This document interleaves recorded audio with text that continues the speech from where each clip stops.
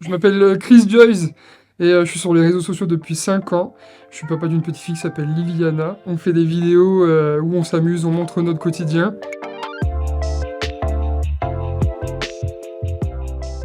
J'ai toujours eu envie de laisser une trace pour ma petite fille, que ce soit un livre ou une vidéo ou une photo. Depuis qu'elle est toute petite, je me suis toujours dit, si on fait des petites recettes, ça serait génial de les écrire, si on fait des activités, de les écrire, garder une trace. Et puis, de fil en aiguille, en fait, on s'est dit, bah, pourquoi pas en faire un livre, quoi. J'avais déjà fait des petites notes sur des activités et des recettes. Et un jour, on était à Cultura, j'ai le droit de dire Cultura, ça va?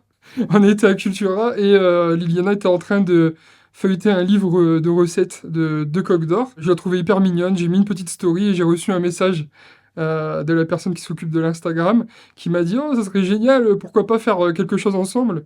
Et puis, en fait, c'est né de là, mais c'est parti comme ça. Dans ce livre, il va y avoir des recettes, des activités qu'on peut faire en famille. J'ai mis les recettes que je fais avec ma petite fille, des recettes simples, qui permettent de créer plein de souvenirs et des activités pareilles qu'on peut faire un peu partout, à la maison ou en extérieur, et qui permettent de créer des bons souvenirs ensemble.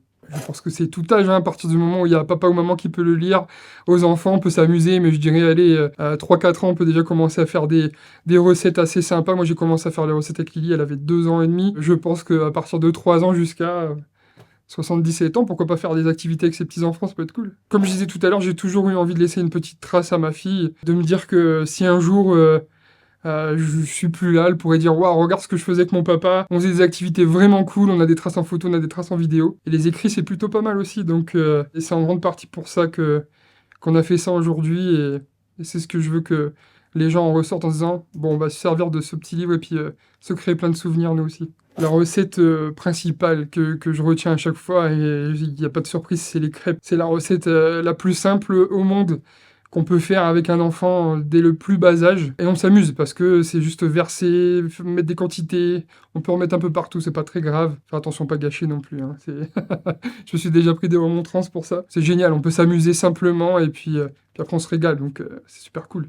Quand on nous a proposé Marie Savard comme illustratrice, on était un peu surpris parce qu'on la connaissait avant. On savait que son travail était top, et puis quand elle nous a envoyé quelques illustrations, on a tout de suite validé parce que c'était énorme de voir sa tête et puis notre tête et puis celle de Liliana avec plein d'émotions, plein de rires, de sourires à renverser, et cetera. C'est beaucoup plus parlant qu'une simple photo, et j'adore le fait que le livre soit illustré comme ça, et chapeau à Marie parce qu'elle fait un travail exceptionnel.